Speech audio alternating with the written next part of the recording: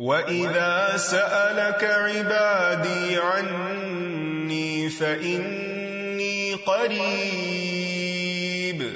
أُجِيبُ دَعْوَةَ الدَّاعِ إِذَا دَعَانِ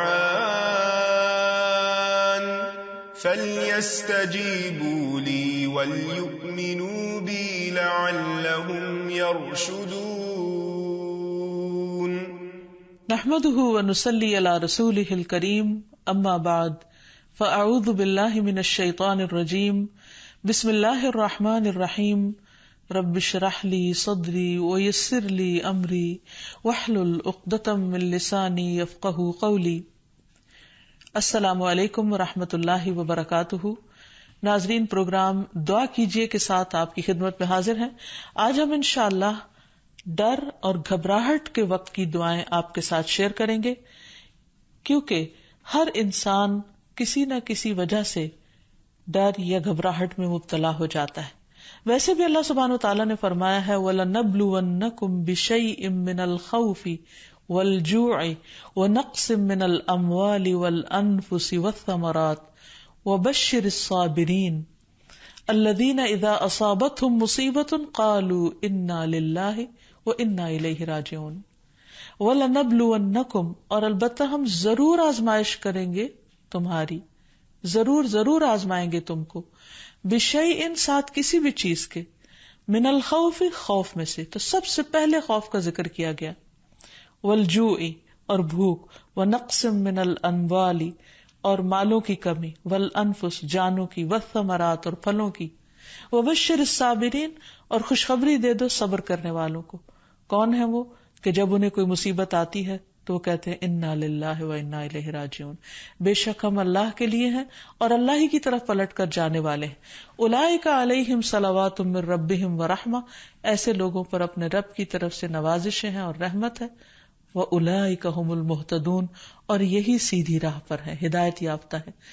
تو اس لیے بہت ضروری ہے کہ ہم خوف اور غم اور گھبراہٹ اور تکلیف اور پریشانی کے موقع پر وہ کام کریں جو ہمارے رب کو پسند ہے، تاکہ ہم صحیح راہ پر ہوں۔ اور صحیح راہ پر چلنے کا فائدہ یہ ہے کہ انسان قیامت کے دن اپنے رب سے جا ملاقات کرے گا، اس حال میں کہ رب اس سے راضی ہوگا اور وہ رب سے راضی ہوگا۔ اس سے بڑی انسان کی سعادت اور کیا ہو سکتی۔ تو پھر ہونا کیا چاہیے؟ یہ کہ انسان ڈر اور گھبراہٹ میں اللہ تعالی کی طرف رجوع کرے۔ اللہ تعالیٰ کی طرف اس لیے رجوع کرے کہ پوری کائنات اسی سے سوال کر رہی ہے، اسی کی طرف رجوع کرتی ہے۔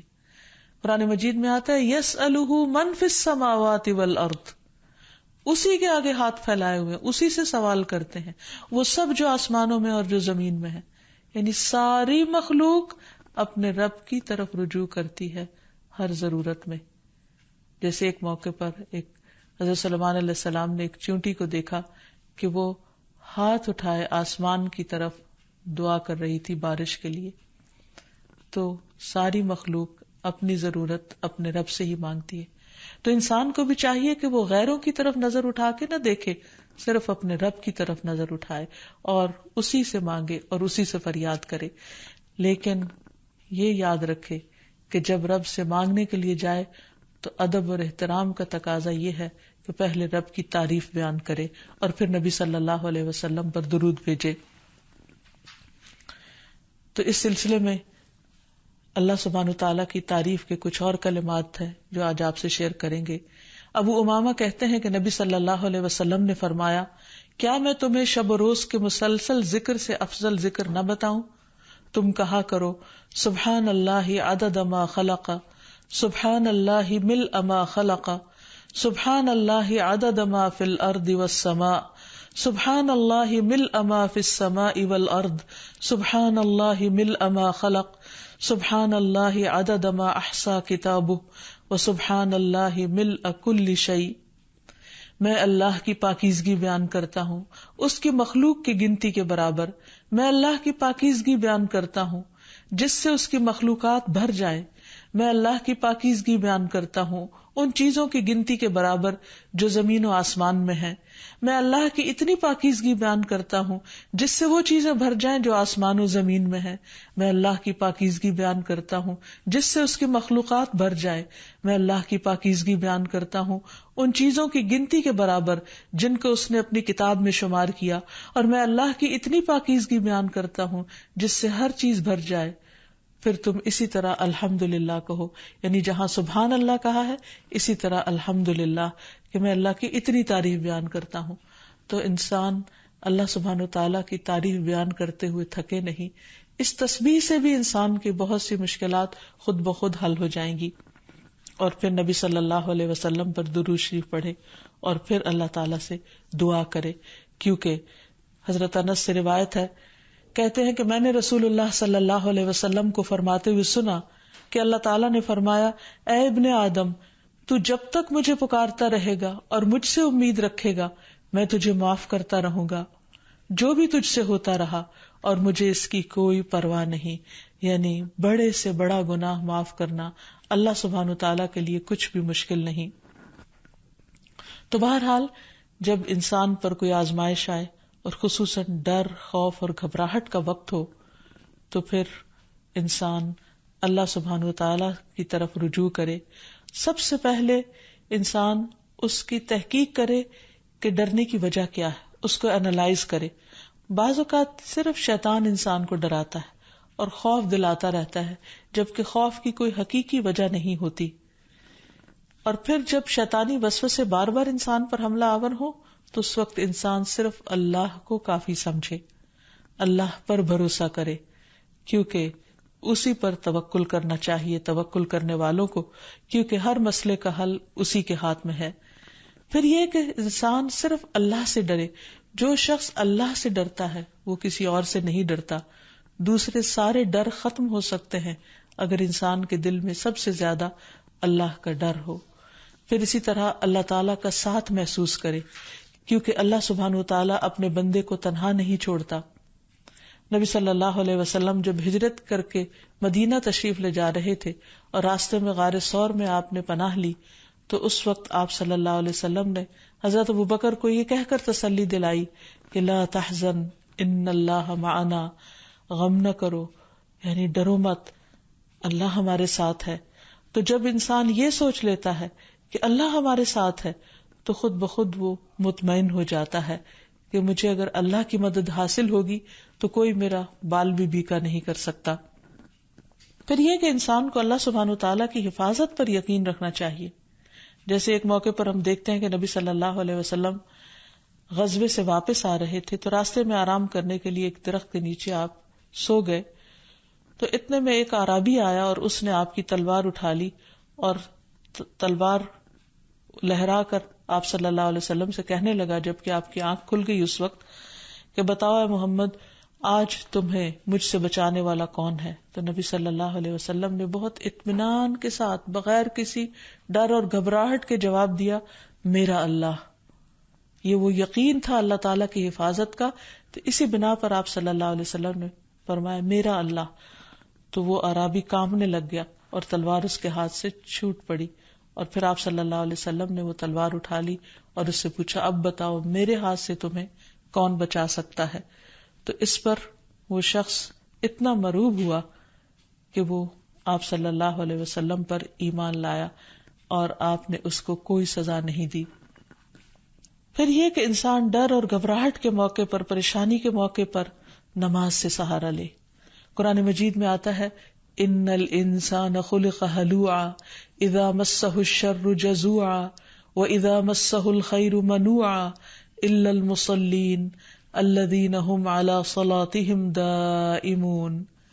بلا شبہ انسان تھوڑ دلا بنایا گیا ہے، جب اسے کوئی تکلیف پہنچتی ہے تو گھبرا اٹھتا ہے، جب مال ملتا ہے تو بخیل بن جاتا ہے، سوائے نماز ادا کرنے والوں کے، وہ جو اپنی نماز پر ہمیشگی کرنے والے ہیں. تو گویا نماز کی پابندی انسان کو ڈر، خوف اور گھبراہٹ سے محفوظ رکھتی ہے.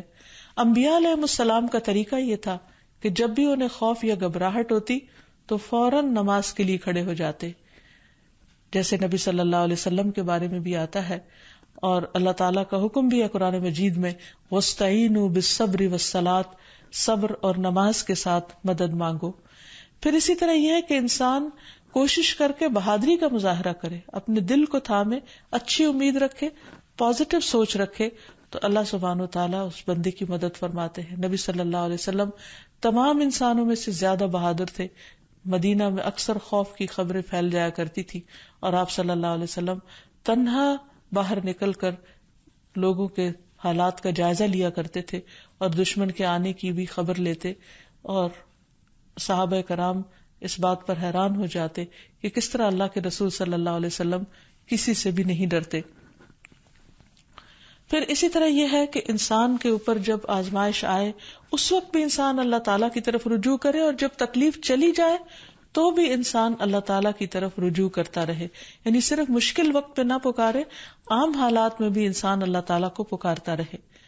پھر اسی طرح کچھ چیزیں ایسی ہیں کہ جو انسان کو مکمل امن دیتی ہیں، مثلاً عمرہ، حج، طواف، کیونکہ اللہ تعالیٰ فرماتے ہیں فَلْيَعْبُدُوا رَبَّ هَذَا الْبَيْتِ الَّذِي أَطْعَمَهُم مِّن جُوعٍ وَآمَنَهُم مِّن خَوْفٍ.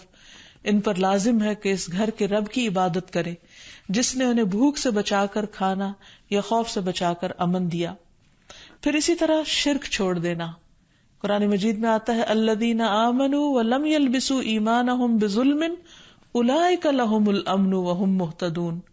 جو لوگ ایمان لائے اور اپنے ایمان کو ظلم سے آلودہ نہیں کیا، یعنی شرک سے آلودہ نہیں کیا، یہی لوگ ہیں جن کے لیے امن ہے اور وہی ہدایت پر ہیں، ہدایت پانے والے ہیں. پھر اسی طرح انسان اپنے آپ کو اللہ کے سپرد کر دے. رات کو سوتے وقت خاص طور پر یہ دعا پڑھ کر سوئے اللہم اسلمت نفسی الیک ووجہت وجہی الیک وفوضت امری الیک. اے اللہ، میں نے اپنا آپ تیرے حوالے کر دیا، میں نے اپنا رخ تیری طرف کر لیا اور میں نے اپنا معاملہ تیرے سپرد کر دیا. تو جو چیز بھی انسان کو پریشان کرے تو وہ انسان اللہ کے سپرد کر دے، کیونکہ وہی ہر چیز کی ٹیک کیئر کرنے والا ہے اور اس سے بہتر کوئی بھی کسی چیز کی حفاظت نہیں کر سکتا. پھر اسی طرح انسان اگر چاہتا ہے کہ ہمیشہ دنیا اور آخرت میں امن میں رہے ہر خوف اور گھبراہٹ سے، تو اللہ کی طرف سے آئی ہوئی ہدایت کی پیروی کرے. آدم علیہ السلام کو اور حضرت حوا کو جب دنیا میں اتارا گیا تھا تو اس وقت اللہ سبحانہ وتعالیٰ نے انسانوں کو بتا دیا تھا اور وعدہ فرمایا تھا قُلْنَا اهْبِطُوا مِنْهَا جَمِيعًا فَإِمَّا يَأْتِيَنَّكُم مِّنِّي هُدًى فَمَن تَبِعَ هُدَايَ فَلَا خَوْفٌ عَلَيْهِمْ وَلَا هُمْ يَحْزَنُونَ. ہم نے کہا سب کے سب اس سے اتر جاؤ، پھر اگر کبھی تمہارے پاس میری طرف سے واقعی کوئی ہدایت آ جائے تو جو میری ہدایت کی پیروی کرے گا اس پر نہ کوئی خوف ہے اور نہ وہ غمگین ہوں گے. پھر اسی طرح اللہ سبحانہ وتعالیٰ اور اس کے رسول کی اطاعت انسان کو خوف اور غم سے نجات دینے والی ہے. اللہ تعالیٰ فرماتے ہیں یا بنی آدم اما یأتینکم رسل منکم یقصون علیکم آیاتی فمن اتقی واصلح فلا خوف علیہم ولا ہم یحزنون. اے آدم کی اولاد، اگر کبھی تمہارے پاس واقعی تم میں سے کچھ رسول آئیں جو تمہارے سامنے میری آیات بیان کریں، تو جو شخص ڈر گیا اور اس نے اصلاح کر لی تو ایسے لوگوں کے لیے نہ کوئی خوف ہوگا اور نہ وہ غمزدہ ہوں گے. پھر اسی طرح دین پر استقامت اختیار کرنا انسان کو خوف سے نجات دیتا ہے. فرمایا ان الذين قالوا ربنا الله ثم استقاموا فلا خوف عليهم ولا هم يحزنون. یقیناً وہ لوگ جنہوں نے کہا اللہ ہمارا رب ہے اور اس پر پھر جم گئے، ان پر نہ کوئی خوف ہوگا اور نہ وہ غمگین ہوں گے. پھر اسی طرح انسان اپنے فرائض کی ادائیگی کرتا رہے، اور اگر فرائض ادا کرتا رہے گا تو اس پر کوئی خوف اور غم نہ ہوگا. اللہ تعالیٰ فرماتے ہیں ان الذین آمنوا وعملوا الصالحات واقاموا الصلاة وآتوا الزکاة لہم اجرہم عند ربہم ولا خوف علیہم ولا ہم یحزنون. بے شک جو لوگ ایمان لائے اور انہوں نے اچھے کام کیے، نماز قائم کرتے رہے اور زکوٰۃ ادا کرتے رہے، ان کا اجر ان کے پروردگار کے پاس ہے، انہیں نہ کوئی خوف ہوگا اور نہ وہ غمگین ہوں گے. اسی طرح صدقہ بھی انسان کو خوف اور غم سے نجات دیتا ہے. قرآن مجید میں آتا ہے الذین ينفقون اموالهم فی سبیل اللہ ثم لا يتبعون ما انفقوا منا ولا اذى لهم اجرهم عند ربهم ولا خوف علیہم ولا هم يحزنون. جو لوگ اللہ کے راستے میں اپنا مال خرچ کرتے ہیں پھر خرچ کرنے کے بعد نہ احسان جتلاتے ہیں اور نہ دکھ دیتے ہیں، ان کے لیے ان کا اجر ان کے رب کے پاس ہے. ایسے لوگوں کو نہ کوئی خوف ہوگا اور نہ وہ غمگین ہوں گے. ایک اور جگہ پر فرمایا الذین ينفقون اموالهم باللیل والنہار سرا وعلانیہ فلہم اجرہم عند ربہم ولا خوف علیہم ولا هم يحزنون. جو لوگ دن رات کھلے اور چھپے اپنے مال خرچ کرتے ہیں انہیں اپنے رب سے اس کا اجر ضرور مل کر رہے گا. ایسے لوگوں کو نہ کچھ خوف ہوگا اور نہ وہ غمگین ہوں گے. اور اب کچھ دعائیں اور تسبیحات جو انسان کو خوف سے نجات دیتی ہیں، غم سے نجات دیتی ہیں.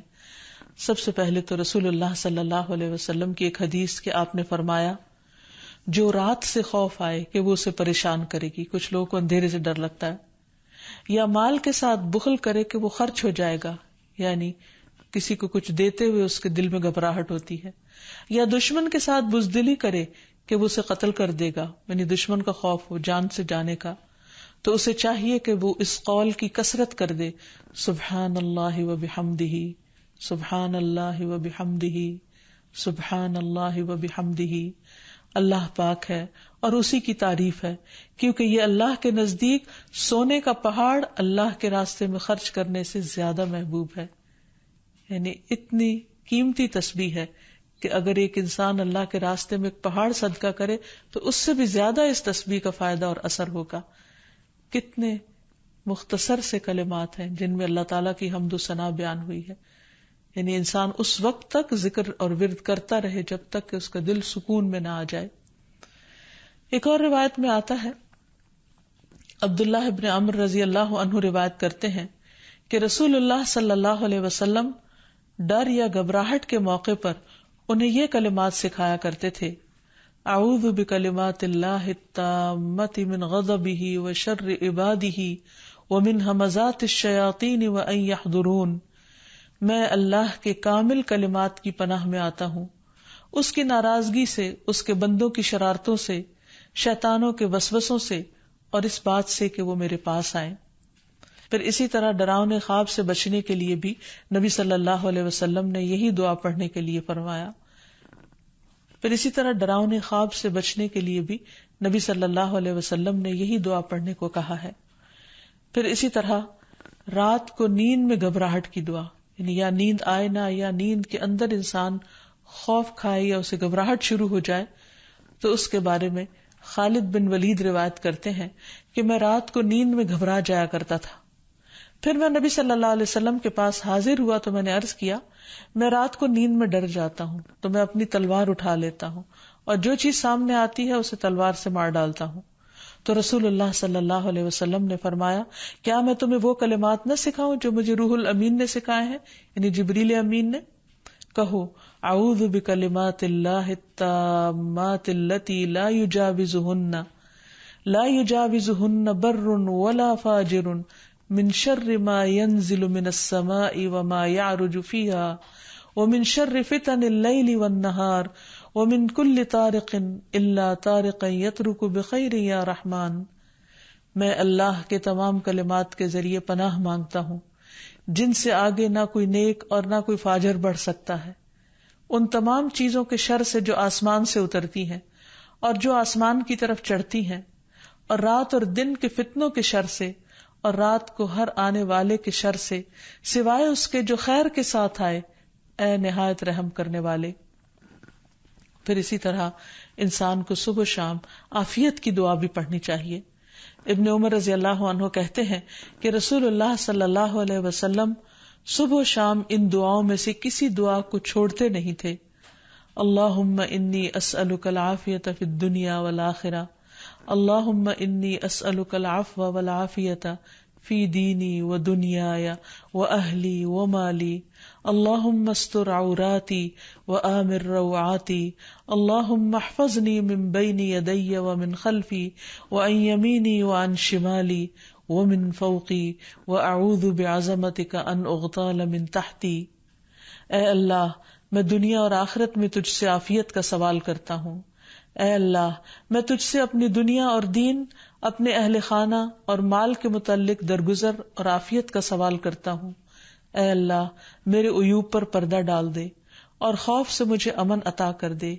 اے اللہ، آگے پیچھے، دائیں بائیں اور اوپر کی جانب سے میری حفاظت فرما، اور میں تیری عظمت سے تیری پناہ میں آتا ہوں کہ مجھے نیچے سے اچک لیا جائے، یعنی زمین میں دھنسنے سے۔ تو یہ وہ خوبصورت دعائیں ہیں نبی صلی اللہ علیہ وسلم کی سکھائی ہوئی کہ جن کو پڑھنے سے انسان ہر طرح کے خوف، غم اور گھبراہٹ سے آزاد ہو سکتا ہے۔ اللہ تعالی ہمیں توفیق دے کہ ہم ان دعاؤں کو پڑھ سکیں اور ہر حال میں اپنے رب ہی کو پکاریں تاکہ وہ ہماری طرف رحمتوں کے ساتھ متوجہ ہو۔ وآخر دعوانا ان الحمد للہ رب العالمین۔ السلام علیکم ورحمۃ اللہ وبرکاتہ۔